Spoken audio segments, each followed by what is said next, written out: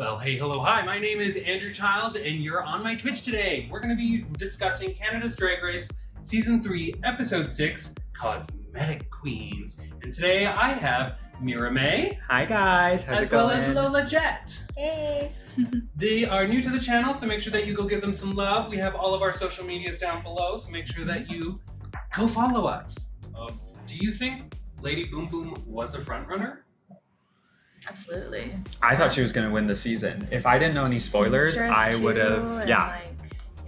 I felt that runway, like her runways, period. I have to say that angel runway she did, I know a lot of people didn't like. It wasn't like the most talked about one, but that runway fucked me up. That was such a good runway. I loved it. To each their own. Giselle, in my opinion, is actually the front runner. She has 2 wins, and she is the literal only queen who has been a winner who has not been a bottom. Yeah. Lady Boom Boom was a bottom. Fierce was a bottom. Jada was a bottom. Vivian is now the only other queen who hasn't been in the bottom, but she hasn't won. She's only been safe for high. She's the only queen who hasn't been in the bottom? I think so, right? Because Bombay, we haven't seen her lip sync. Bombay and Irma were the other 2 who hadn't lip synced, and this episode they both lip synced. What about Giselle? Giselle hasn't. Well, we were talking about Giselle. So Giselle and Vivian are the only 2. Interesting. I never even put that. Yeah. For the mini challenge today, it is a photo shoot, a quick drag photo shoot, and honestly, this was so chaotic I didn't actually really understand what was going on. Vivian, Kimmy, Fierce, they have to be a season's greetings photo card. Then we have Bombay and Irma, and they're doing a tropical destination, and Giselle and Jada with a growing family. This felt so random and hodgepodge and thrown together. I live for this season's mini challenges. I live for the quick drag. Yeah. I always want to see I love a quick drag. I think they're doing some really fun ideas with the mini challenges. I personally thought Vivian was the funniest. She was.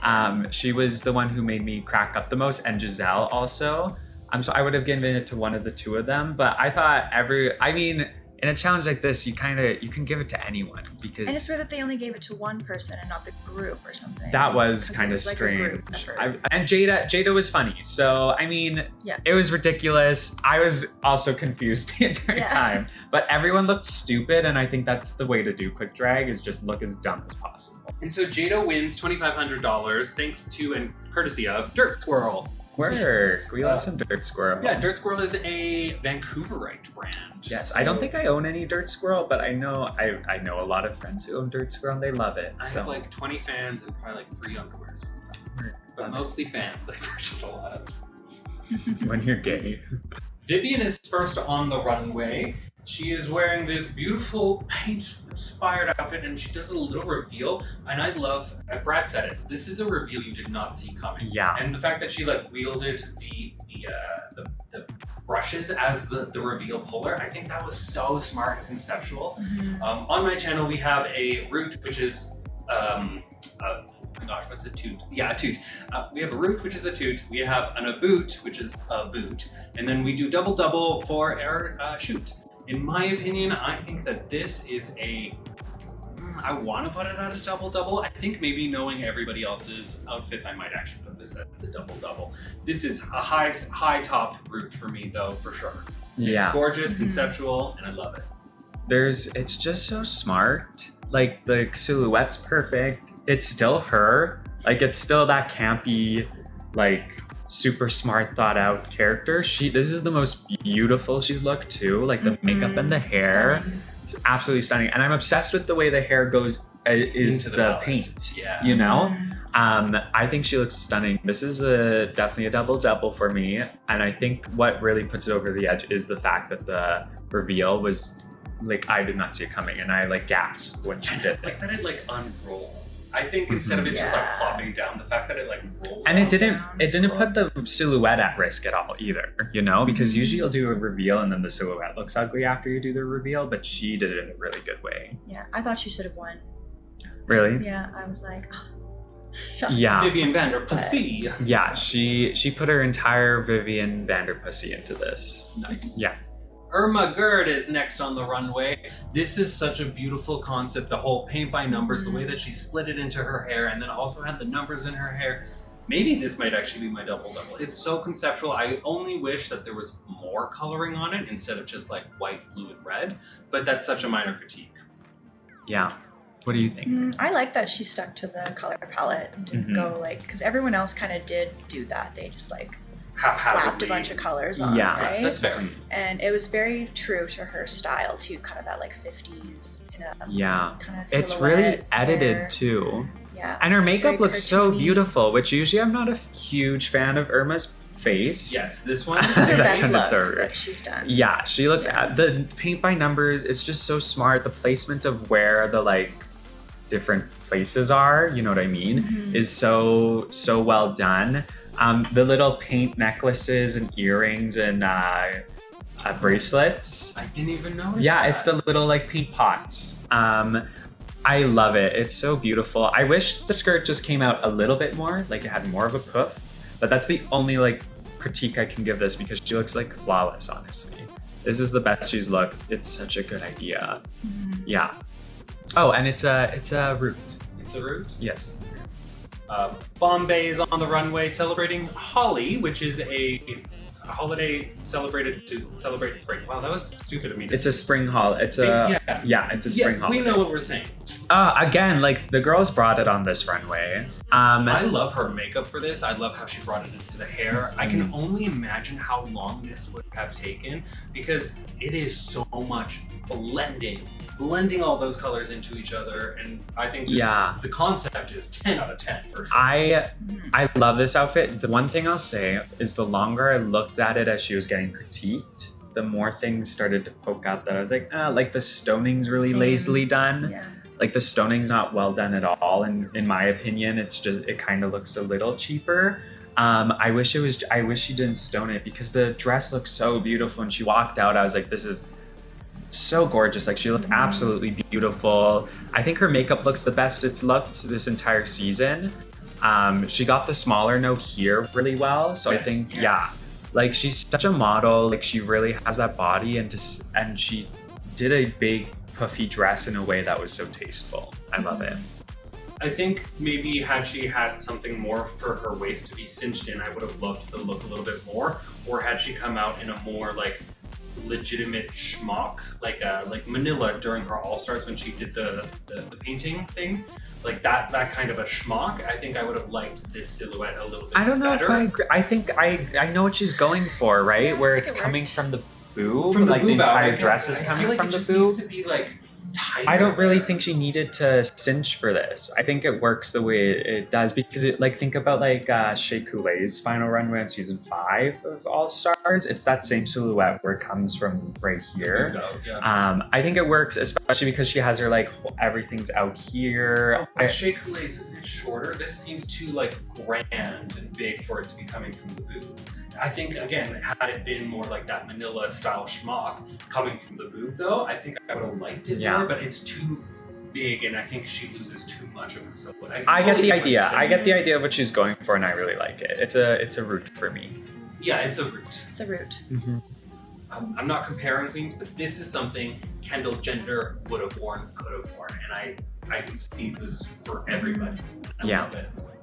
Yeah, it's beautiful. The message is there. She looks gorgeous. I love, really quickly, that she cried about how beautiful she was again. Yeah, I love that she has to put on her glasses to see herself on the runway. She's just so lovable. Like she really is. And like she looks beautiful. There's not much you can say. She just looks beautiful, and she brought her culture and she brought activism to the runway, which is exactly what like you want to do as a drag queen, right? Yeah, absolutely. I think that this is a root. I don't know if I would put this anywhere higher than that. Again, I think more silhouette. Yeah, I might double it if it hit the floor. I was gonna say, I wish it hit the floor and then it would be... Yeah. Giselle Lullaby coming out with this amazing, conceptual, beautiful Picasso look. I love how stupid it is. I love the shapes, the sizes, the disproportionism, the two hands on the one side, and the fact that her other hand comes out the pocket. Yeah. Like, that's what made it so fun for me, was like the little peekaboo. I'm sure she was so uncomfortable in this too. Yes. You know, it's great. It's literally perfect. Like, I was like, oh, I hope someone does something so abstract and so out of the box, and she walked out and I was like, yes, Giselle, thank you. It's great. It's another like amazing garment on this runway. It just like makes you happy looking at it. You just like can't help but smile. And in a weird way, anytime that someone goes completely non-traditional to what like drag races viewed as traditional, I love it. Whenever you put that like full club kid dichotomy or like opposite to it, I think that's what makes it really fun for me. And this is just so stupid, and I love it. Anytime I say stupid, that is the highest form of a compliment. Definitely. Yeah. Here's Delicious coming out with the Rococo painting. I think this is so fun. Again, stupid. This is stupid. Yeah. I love how stupid this concept is. And to have like just the legs coming out, the one without the shoe, and then you can actually like see her. Well, you can't see her legs, but you can see where her body would be underneath her. It's like Vivian's I love, but this one is my favorite of the night. It's like there's nothing wrong with it. It's like everything's perfect. Like the way the hair wisps like she's swinging, and the like legs are perfectly done. The point on the foot, her makeup's like perfect for it. Like it's incredible. It reminds me of like the way Pythia would make me feel last season with her horse runway and her double-headed runway. Like it's like she walks out and it's probably, in my opinion, it's the best of the night. It absolutely like she wiped the floor with this runway, and I think it's the reason she won was. Not only did she have, in my opinion, the best branded commercial, she also had like the best runway. So I love it. This is my other double of the night. Kimmy Couture coming out next. I don't know if I love this Ronald McDonald paint on the face. I love the campiness of the Fascinator because it's kind of giving like Irma Gerd's paint pot. I like that. I think the outfit as a whole, the sharp edges, the angularity to it is really beautiful. I think the only thing I personally don't like is her literal paint. Yeah. But that's me. Yeah, I actually think she looks great. Again, the makeup. I think she was going for something and it got lost.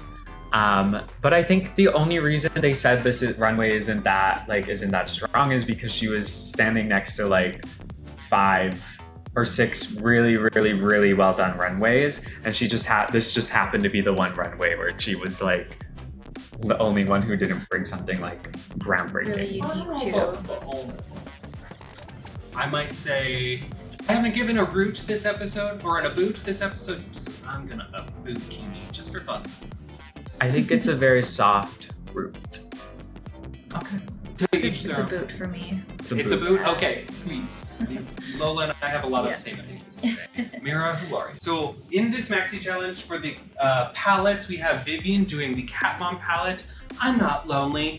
I'm a cat mom. Get into pss, pss, laser pointer and not on the shag rug. I thought that her colors. That made me laugh so much. So much. The laser pointers when it was like, I think that was what I loved the most. Yeah. She put herself into a palette and into a commercial, and she did it flawlessly. And I think her and Fierce were just like so good that you could have given it to either and I would have been okay with it, right?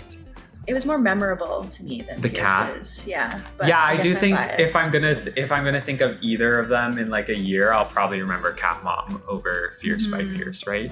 Yeah, but that's because we love camp. Yes. What would actually sell, however, would be Fierce's. Yeah, that's true. Yeah. That's really true. Mm-hmm. You know? But yeah, I think Vivian did great. She could have won tonight and I would have been so for it. How do you feel about the colors that she chose? I think she has one of the more cohesive palettes. Yeah. You know? Like if I had that palette in front of me, I'd be able to pick similar colors, I think. Yeah, and I'd be able to like bust out an eye pretty easily with that one. Oh, she's gonna bust out an eye now. Yeah, right? So we also have Irma Gerd with the Snot Rocket.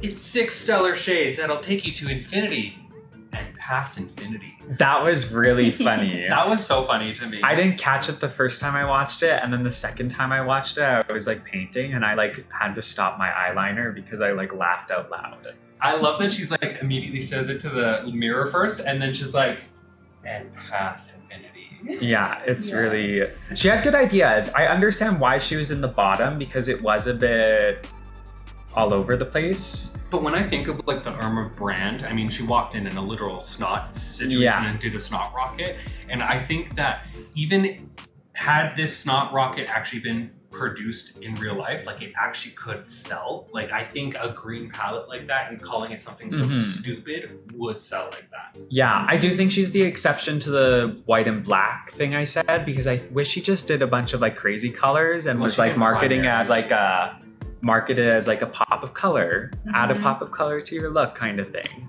right? Bombay comes out with her butter chicken palette. It's made with spices that white people can't pronounce.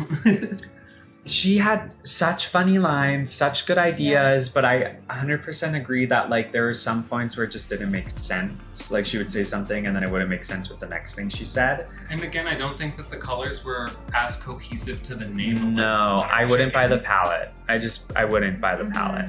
And I'm sorry, I'm not trying to like rag on Bombay, but I don't necessarily like the photo that they took of her either. I didn't think that was like a really well representative photo of her. Or her brand or what's going on. Yeah. Yeah, I think I think she had she started in the realm of brand myself rather than give me a win as like her idea, I think she could have come out on top on this one because she's so lovable. She has a really great energy, but yeah. It was the last minute switch that drove her in the ditch. Yeah. Jada Shada Hudson with the Turn Up palette. I think that this concept is really smart, and when you look at the colors that she also gave to, I think that it's more of a complete palette, something that I wouldn't buy. And actually, of the commercials, I think I enjoyed one of hers the most. And I think Don't mind leaving your baby daddy at home with the twins, Candy and Kane, which is a callback to the mini challenge when she has the two babies. I didn't catch that the first time, but when I was watching it the second time, I was like, fucking genius! Yeah. Genius! She has like the perfect energy. I think she had the best energy of anyone in the challenge. Like if anyone came up to me, any of these queens, I didn't know who they were. Jada is the one who could sell me the palette the best, probably. Oh, for sure, yeah. Without opening it. She wouldn't salesman. even need to open it. She could just sell me a palette, you know? Yeah, and she looked beautiful. That picture, I get why she cried about herself. She looked stunning. Giselle comes out with WTF? Was that French? And all she does is just swear in French, lots of tabernacles, and then she's like, they all mean fuck. Yeah. I think, her palette, I think, was really well thought out, cohesive. The blues and whites to represent the Quebecois flag. That's so Quebecois. And then, like, the idea was really smart of, like, but I think she should have leaned more into, like, the idea of people not understanding her French rather than, like, teaching swear words. Fair. You know? Yeah. Because her brand is French Bimbo. So like if she would have leaned into that a little bit more, I think she could have like done a lot better. But it was the same as Bombay, where it's a little frenetic. I wasn't understanding the ideas weren't all connecting with each other, and then she wasn't really selling her palette either. She was just kind of swearing. So I understand why she was low. Yeah, she was just. But see, branding challenges like this are so hard because she's selling the Quebec brand. She's doing the Quebecois, but it's also not receivable onto the general public, which is so hard because this challenge, yes, it's about branding you, but it's also about reaching out to the straight people and reaching out and touching them. Yeah. That's why Fierce won, because this palette is directed towards marketable, what would actually sell. Yeah. And I think and also Giselle did have a beautiful photo though. Oh my god. It was stunning. Yeah, she's so really beautiful. A lot of the girls had really good photos. Yeah. Whoever was that photographer, chef's kiss. You did job. better than Tracy Melchor in the mini challenge. Now let's go to Fierce's palette, the palette we've been talking about pretty much this entire time. Fiercealicious with the Fierce palette. It's a versatile palette made for the eyes, cheeks, or lips. And again, this branding to be actually usable for makeup every day is, I think, what won it. And the colors are very cohesive, like the reds and the golds and I was browns. Watching a review of this episode this morning. First of all, I was like, damn, they got that shit out quick. And someone said Fierce is the only one who's ever seen a commercial in her life, apparently. Because hers was the only one that actually felt like a commercial. The rest of them felt like drag race challenges. Yeah. Whereas this one felt like you could play it if her ad played before like a YouTube video for me, I'd be like, yeah, that's an ad. And I'd get mad that it was playing because I'd be like, just start my video. Yes. But like and I mean that in the best way possible. Yeah, where's the skip option? Literally, yeah. And she looks so stunning in that picture. Like, she's so beautiful. And even May Pang, the makeup artist who was the guest judge, was like, I'm throwing out all my makeup. Yeah. I love May Pang. We'll get to May Pang. Yeah. I love May Pang. So Kimmy's coming out with her Transcending palette. Personally, I kind of wish that the name was Transcendent, because the makeup would be transcendent, not transcending. I feel like it's, by having it as a verb, it's like saying you're gonna be ugly to beautiful versus like, this is just a transcendent palette. Yeah. Do you know what I mean? Yeah. I personally would have switched Giselle and Kimmy in terms of who was low. I think I might have also. Because the fact that they were just like, Kimmy, you're safe, right away. Yeah, I just thought Kimmy had more of an awkward energy in her commercial. And the palette itself, I think she just didn't have the color. They probably just didn't have the colors available she wanted to use. Because the palette, like, the Transfig is more of those like pastel-y colors, which I think, like here, I wouldn't buy this palette, unfortunately. It looks red almost. Yeah, and the blue is too punchy. I almost think, I don't know. I wasn't a fan of the palette itself. I thought the idea is really good, but the execution wasn't great, you know? So personally, I didn't love it. And in Kimmy's palette, she is a singer, dancer, actress, scientist. And even just that, when I was watching each bit, I was literally trying to get like the funniest line. And we've heard that line before. We've heard that line used before. I can't remember who from. Well, even in fucking Drag Race España, they have an entire challenge of being a mocatriz, which is a model, actress, and what was the last one? Model, actress, and singer or something. Yeah, like that. exactly. We've heard that joke done before. Hi, I'm so-and-so, model, actress, serial killer, blah, blah, blah. Yeah, you know? And actually, I think that's what... You shouldn't have the funny one like the scientist. It should be the second last. Yeah, it should be the second last, so that way it's like a subtle joke versus like model, actress, scientist, and trans icon. Yeah. Yeah. And blonde bimbo. Yeah, exactly. Anyway, I personally didn't love Kimmy's, and I think her runway was the worst of the night too. So I would have personally put her low. I don't think she would have been in the. I would have put her in the bottom though. Okay, so Julian and Tanji said this last week. The reason why Bombay was in the bottom was because they wanted to talk about the look. It didn't matter if she was actually bottom 2. They knew she was going to be safe. They just needed to talk about the look. Yeah. And part of me thinks maybe the same thing that she said here. It is such a conceptual look that they just had to talk about. But everyone's getting judged this week, so it didn't make sense to... I guess, but... Like if you have a winner, a high, a safe, a low, and 2 bottoms. So so everyone's gonna be on stage. What's the point of having Giselle be low? Maybe they thought it'd be good for her story because she is the front runner to kind of knock her down a peg so that they can even out the playing field. But and as we do know, this season is very production heavy. It is, yes. Okay. I know Canada does not do the joint wins, and if there was going to be a joint win... Or a double chanté. Yeah, if there was going to be a joint win, I don't know if this is the episode for it to happen, but I think Fierce and Viv could have won justifiably, and I would have had no qualms about it. I wish they both could have won. Very Rosé and Simone in their branding challenge. Both of them represented themselves perfectly.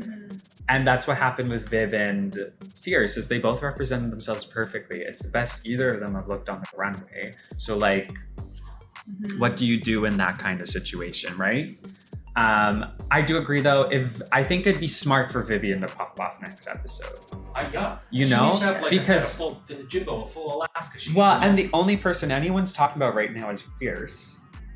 especially outside of Canada, the only person anyone's talking about is Fierce. Every review I see from like the US, they're always like, I live for Fierce. Fierce is like the best part of the season. Hypercut last episode. Exactly. For an episode she wasn't even a main character in. Yeah, and so I think Vivian needs to turn on the producer hat and be like, I need to become a whiny little bitch to have a moment like that, because then they're gonna reward me with a challenge win if I'm good enough next episode. She needs to turn on Tammy Faye Baker, because you could see a little bit of that in the Tammy Faye Baker. She was like ready to like, she was self-producing that entire Snatch game, and she needs to carry that over. I think it's hard, especially in current Drag Race, to like think like that 100%. Like to do what Fierce is doing is really freaking ballsy in Drag Race right now, because fans are so touchy about everything that like you do one thing that they don't like and they come after you.